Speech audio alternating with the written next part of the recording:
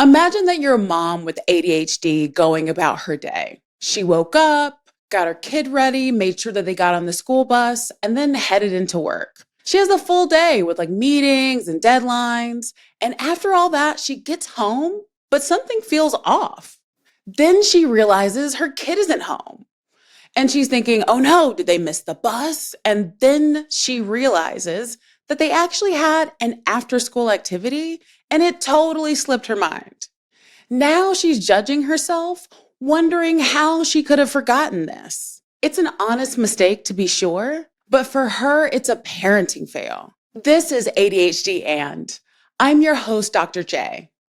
I'm a licensed psychologist who specializes in working with ADHD and coexisting disorders. Today, we're going to talk about ADHD and parenting fails.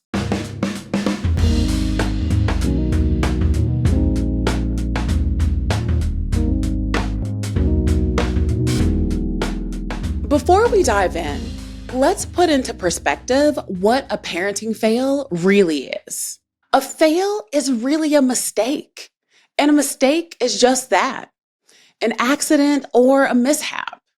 It's actually really common. I don't think I could make it through an entire day without making at least one minor mistake.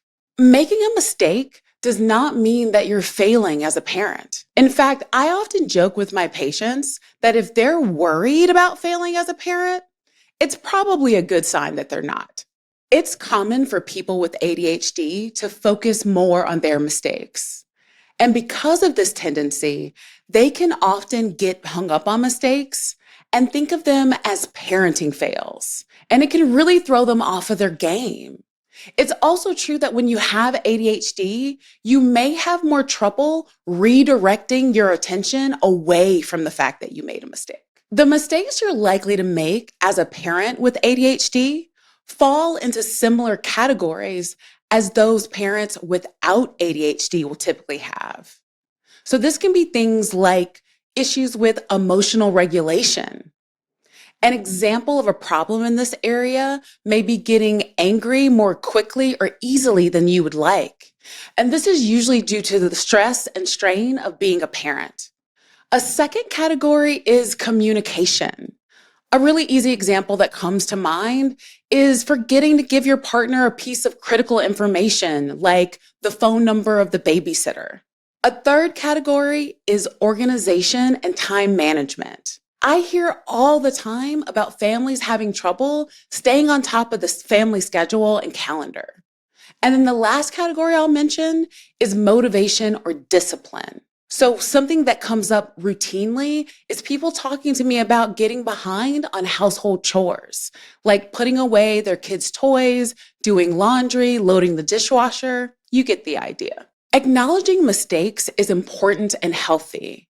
But once you fall into rumination or replaying the mistake over and over again in your mind a million times, it's no longer helpful to you or your child. The saying, don't cry over spilt milk, is really applicable here. If I drop something on the floor, I can stand there all day looking at it, bemoaning the fact that the milk carton slipped out of my hand, telling myself how I should have known better, how I should have been able to predict that this accident was going to occur. But I'm not psychic or perfect.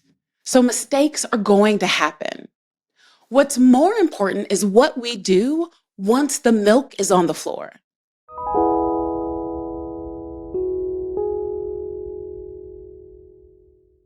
So here are a couple of reminders to get you back to reality after experiencing a mistake. The first is to try affirmations. This can be saying things to yourself like, you're doing the very best that you can, accidents happen, or everybody has a bad day. You don't want to discount the positive aspects of yourself as a person or a parent.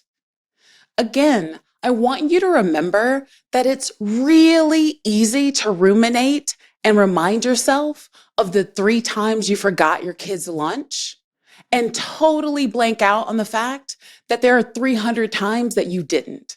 Remember that your kids don't need you to be perfect. They just need you to be a good enough parent.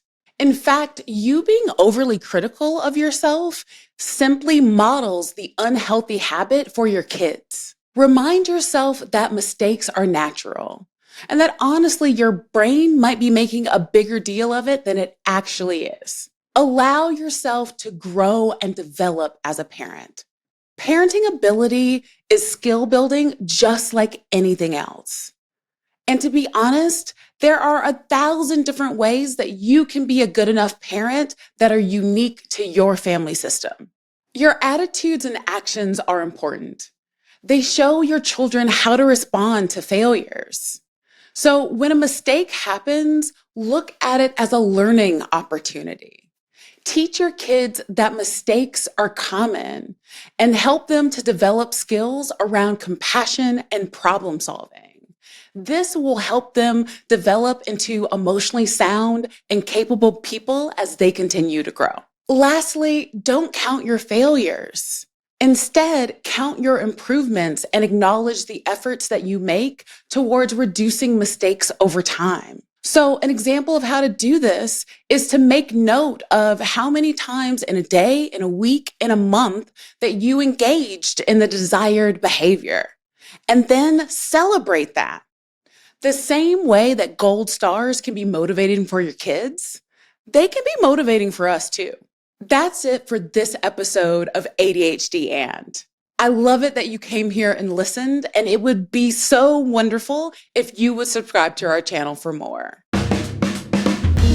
This show is brought to you by Understood.org, a nonprofit organization dedicated to empowering people with learning and thinking differences, like ADHD and dyslexia. Learn more at Understood.org.